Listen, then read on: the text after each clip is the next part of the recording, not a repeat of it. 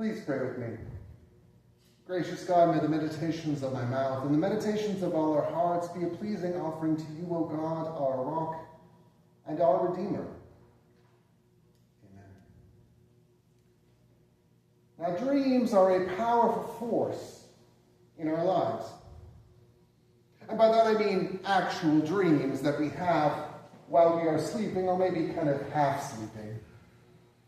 Not those wistful desires that many of us have to be a great artist, or to be a Major League Baseball player, or to successfully keep our houses clean. But I mean actual dreams. Sometimes you didn't even realize you were asleep until you suddenly shuddered awake from a dream. Those kinds of dreams. I remember hearing a story about a couple where one of them dreamed that the other one had cheated on them. The dreamer demanded an apology, which the other person refused to give, since they didn't feel they should be responsible for what happens in somebody else's dream. But that couple ended up breaking up. That relationship came to an end because of a dream. Now, that might seem a bit silly, but I know someone who also once dreamed that a good friend of theirs said to them that they never really liked them. And even though the person knew it was a dream, it haunted him and affected that friendship because it tapped into some of his deepest fears. Dreams are incredibly powerful. They can both reflect and they can shape how we see the world. Today we continue reading in the book of Genesis. We started a few weeks ago with the creation story. We skipped over the fall story and the flood, and then we moved into the time of the patriarchs. The Hebrew Bible has three ancestors of the Israelites that are called patriarchs: Abraham, his son Isaac, and Isaac's son Jacob, who had 12 sons that were referred to as the ancestors of the 12 tribes of Israel. Isaac and his wife Rebekah had twin sons, Esau and Jacob. Esau was born first, and that was an important detail, because ancient Israel apparently, and many other cultures still practice this today, something called agnatic primogeniture. Ooh, that's a fancy word, isn't it? That's where the inheritance goes to the oldest son. Now, other sons wouldn't necessarily get nothing, but their oldest brother would normally get the larger share. And eventually, Jewish tradition would give the oldest son a double portion. So, in the case of two sons, the oldest brother would get 2/3 and the younger brother would get the rest. In a family of three sons, the oldest brother would get half and the other brothers would each get a quarter. Now, we don't really know if that particular tradition was being followed at this time. In fact, the whole thing in this story feels a bit unsettled and perhaps up for negotiation. Most importantly for this context, people are assuming that the oldest son, Esau, is supposed to get the blessing from God that was given to Abraham and then given to Isaac. That would make sense under agnatic primogeniture. But wait a minute. If that's true, then why hasn't it worked out that way so far? Isaac was not Abraham's firstborn. Ishmael was. So is that really the case? God seems to be the one who is really doing the picking here. But in this case, it really seems like it has more to do with who father prefers more, because we're told that Esau was Isaac's favorite, while his wife Rebekah favored Jacob. Now notice who ends up getting their way in this story. And that is not a normal development in a time when women didn't have a lot of standing or authority. But But at the same time, Jacob is not really portrayed very positively here. In fact, his name, Jacob, Yaakov, sounds like the word for the heel in Hebrew, which is not a particularly complimentary term. And his behavior here isn't particularly positive. His mother overhears Isaac sending Esau out to hunt game and make a meal of this game to serve to his father. And that is so Isaac might bless Esau. Apparently there's some sort of ritual meal involved with this, which we don't really know a whole lot about because it's never really explained. But Rebekah concocts a plan to trick Isaac into giving the blessing to Jacob instead. Rebekah is following a prophecy that was given to her, which we didn't actually read, when she was pregnant with the twins. The prophecy said, "The older will serve the younger." Now, we're not told how she received the prophecy, but perhaps it was through a dream. Pregnant women dream, don't they? But the funny thing about this prophecy is that it could also be read as, the older, the younger will serve. Nevertheless, Rebekah has decided which meaning she prefers, and she works to make that happen. We're told that Isaac was old and nearly blind, which is kind of strange because if you read the rest of the story, you find out he lives 20 more years, apparently outliving Rebekah. But okay. Rebekah makes a meal from one of their young goats. I'd say kid, but that might make some people think bad thoughts. She makes it the way she knows her husband likes it. And she gives it to Jacob along with Esau's clothing to wear, and she even gives him some skin of some kids to put over his hands so they will feel hairy. Now, if you try picturing this, you're going to wonder, how the heck does this work? I mean, my gosh, how blind are you that you literally can't tell that somebody is wearing animal skins over their hands? I don't know how this works. And even the way the story is written, it doesn't sound like it works, does it? Because Isaac seems to know this is Jacob. It's like, well, you have Jacob's voice. So what's going on here? I don't really know. But Rebekah and Jacob successfully deceive Isaac, and Jacob receives the blessing. As you can imagine, Esau was furious.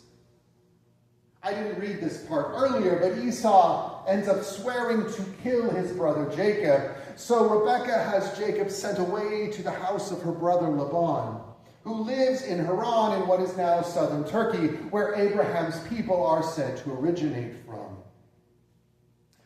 So Jacob actually ends up suffering quite a bit here for his deception. He's sent away from his family and he won't return for 20 years. In fact, Jacob, the trickster, will himself be tricked many times in the future by his uncle/father-in-law, by his sons when they sell his son Joseph into slavery. But despite being the one that God has chosen to carry the blessing, apparently, he doesn't get off without suffering consequences. Jacob is sent to a strange land, and we can't easily imagine what that would have been like. In those days, gods were seen as territorial. This god was the god of this region. This god was the god of that region. This god was the god of that area. So there's a real question in Jacob's mind. Would the God of Abraham and the God of Isaac go with him into this strange land? While sleeping on his journey, using a rock as a pillow, which was a detail they always loved with those flannel boards when we learned this story. Something tells me you all learned, despite being a tad older than me, probably learned with the same flannel board symbols. And while he is dreaming, he dreams that famous Jacob's ladder that we always talk about, where he sees a stairway connecting heaven and earth. and heavenly beings going up and down the stairs.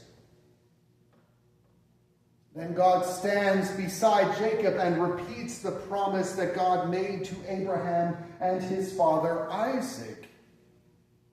God reminds Jacob of the promise of offspring and the promise of a land for those offspring to live. And he's also blessed so that all the nations of the earth shall be a blessing through him. That's why I always like to see we are blessed to be a blessing. Right? Jacob wakes up with the encouragement he needs to go on his way.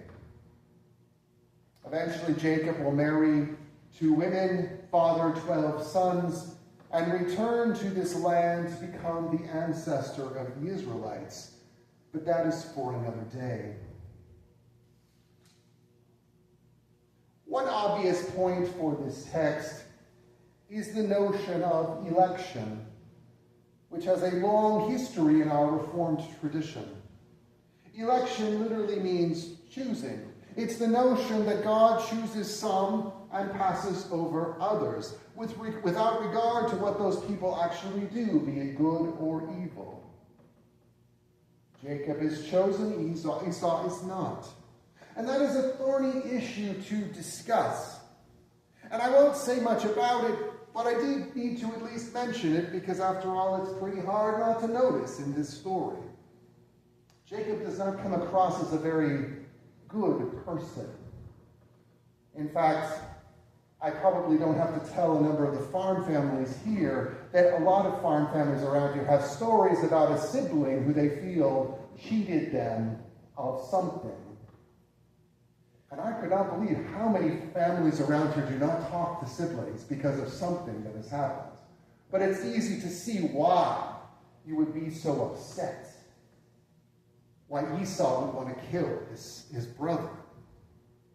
But for some reason unknown, God appears to choose the lying cheater Jacob over the hard-working and largely innocent Esau. And the problem only gets sharper when we realize that Jacob is the ancestor of the Israelites and Esau is the ancestor of the neighboring Edomites. So are some nations preferred to others? But that's a deep subject, and I will have to come back to that at another time. I know Kay will ask me about it later.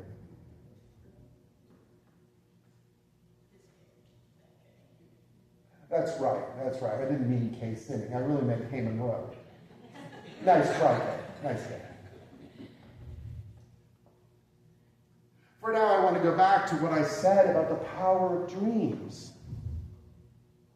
Rebekah had this dream of her son Esau serving her son Jacob. And she decides to do what she can to make that happen. Jacob has a dream of God's presence. And that God promises to him what God promised to his father and his grandfather, which pushed him forward to become an important leader. Dreams provided the impetus for both of them. Dreams have real power. And because dreams have power, they can become motivators for us. I've often talked about the need for hope to be able to live a life of faith. If you don't have hope, it's pretty hard to lead a faithful life.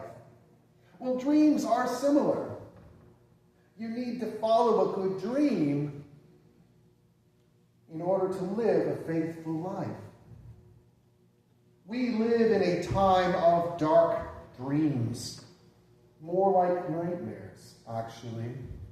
I probably don't have to tell you very much, just saying those words, and immediately you can think of some of the dark dreams that are being foisted upon us today.